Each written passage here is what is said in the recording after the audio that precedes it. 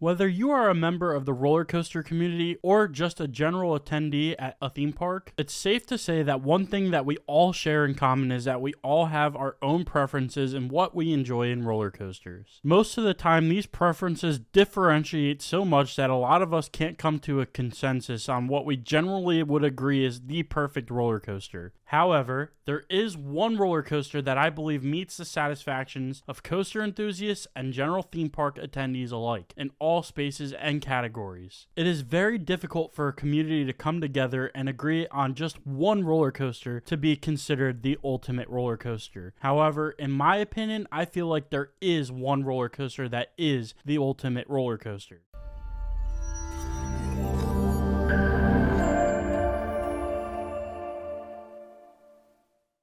What's up guys, Austin from Derailed Coasters here, and today's video is about a topic that is very commonly talked about among the roller coaster community. I am, of course, talking about what could be possibly considered the perfect roller coaster. At the end of the day, this conversation usually comes down to opinions and preferences. But there is one roller coaster out there that I personally feel hits all the marks for any roller coaster enthusiast. Whether you're looking for airtime, theming, intense forces, launches, inversions, it doesn't matter what you're looking for. This roller coaster offers everything. I'm sure you all know what roller coaster I'm referring to by now, especially if you've seen the thumbnail of this video. We are going to be heading over to Orlando, Florida to Universal's Islands of Adventure, and we're going to be taking a look at Jurassic World VelociCoaster. Now, believe it or not, this roller coaster does actually have its haters, unfortunately. However, I think the haters of this roller coaster are haters for the wrong reasons. There's always something in life that has a large fan base, and you're always going to have a group of people that think it's cool to hate on it just so that they stand out amongst all the other people that seem to love what we all commonly love. And I'm sorry if I'm somehow referring to you and you feel attacked by this claim that I'm making, but unfortunately for what it is, I just cannot see any logical reason to actually dislike VelociCoaster. This roller coaster is the full package. You have that universal level of theming that is absolutely mind-blowing, even in the queue line. If this ride has a long line, it's not painful to wait in the queue line because the theming for this roller coaster is just so immersive that it makes waiting in line fun. Can you believe that? There's actually a roller coaster out there that makes waiting in line feel painless. Waiting in long lines seems to be one of the most common things that people dislike about roller coasters. However, that feeling of discomfort you get from waiting in that long line is often nullified by an awesome ride experience afterwards. VelociCoaster is no exception to this, as after you ride VelociCoaster, you will come off after experiencing one of the most incredible ride experiences this planet has to offer. The layout is just so full of variety that it's hard to miss anything that you could be looking for in a ride experience. For what it is, the most commonly disliked part of VelociCoaster is typically your first half of the roller coaster. The common reasoning behind this is because many enthusiasts believe that the first half of VelociCoaster falls short, meaning that there is something missing from the first half of VelociCoaster's layout. I tend to disagree with this notion because personally, in my opinion, I feel that VelociCoaster's first half still checks off on all the boxes. It has airtime, it has inversions, it has really fun forces, and most of all, it's got incredible theming. So I commonly find myself asking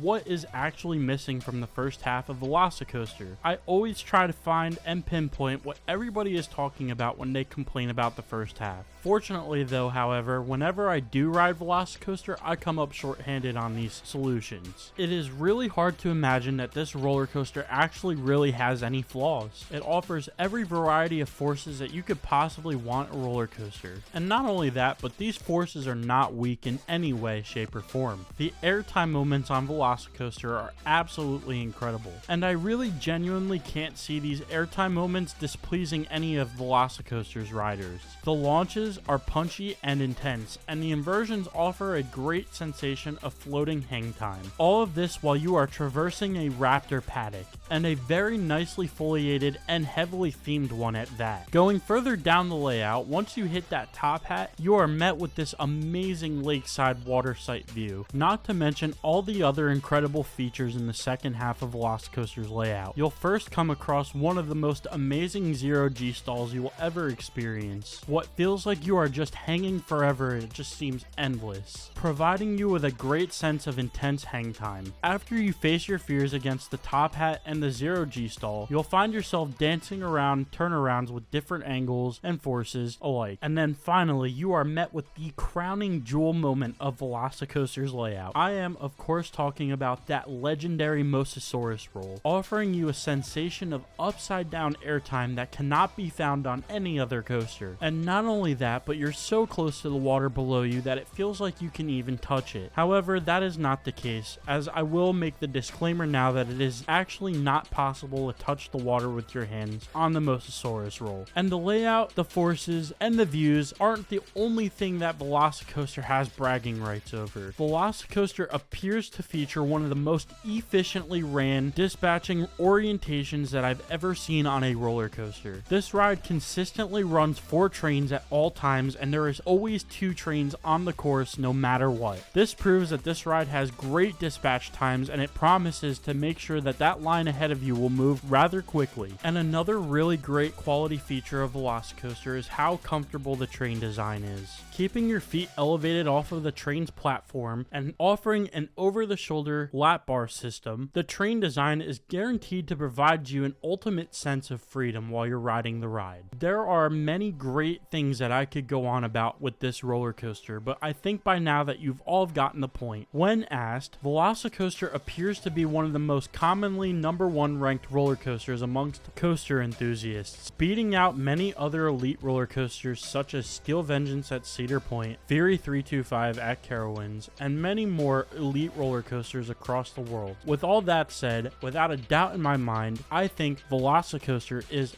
the perfect roller coaster. At the end of the day, when you try to think about it, it's really hard to find things that you could actually add to the ride's experience to make it better. The ride experience is already quite long and offers a variety of different forces and elements. The theming is absolutely immaculate, and the train design is nearly perfect. It truly is hard to find things that you could do to this ride to make it even better than it already is. Between I, my mother, and my brother, VelociCoaster is unanimously ranked the best coaster that all 3 of us have ever ridden. And if you guys have watched my Universal Islands of Adventure vlog, my brother has described VelociCoaster's ride experience as Dane, tell the audience. That is the best roller coaster experience you can ever get in this country. Oh my god.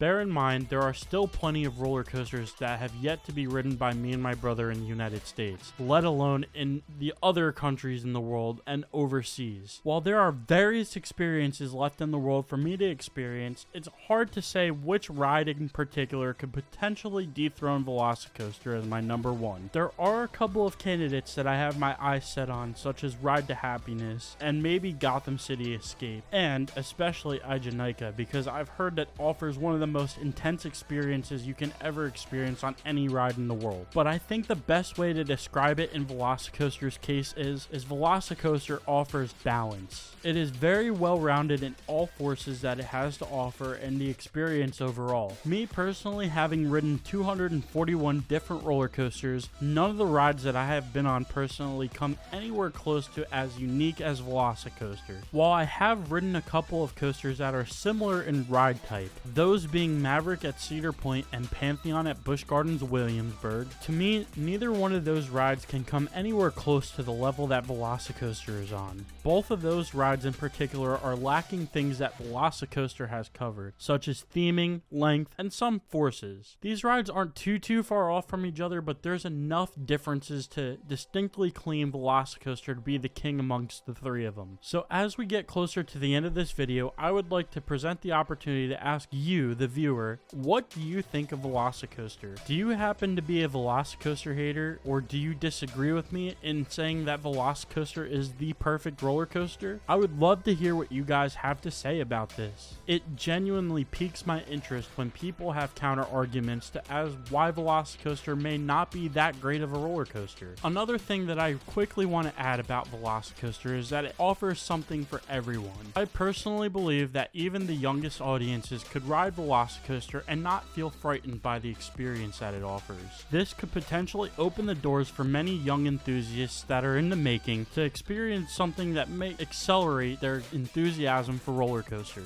while hopefully not raising the bar too high and allowing every ride after VelociCoaster to disappoint them. So before I end this video, I want to leave you guys with a tip that I think is really helpful when it comes to determining what you like and enjoy about roller coasters. While this video will offer very high praise for VelociCoaster, I highly recommend that in general you keep your expectations for any roller coaster low so that nothing may disappoint you more than you want it to. In the end, I have found that doing this myself has made ride experiences much better for me and has made it so that these rides aren't totally overhyped for me as well. My goal for this video was to express how I feel VelociCoaster is the ultimate roller coaster. Obviously, not everybody is going to agree with what I had to say with this video. However, I do like to justify my points with the fact that many other people agree with the things that I say and rank VelociCoaster so highly and hold it in such high regard. So to end the video, I once again want to ask you, the viewer, do you disagree with anything that I had to say about VelociCoaster in this video? If you do, I would love to hear it down in the comments, or if you agree with what I had to say in this video, also let me know down in the comments, as I would really love to see how many people agree with me on this.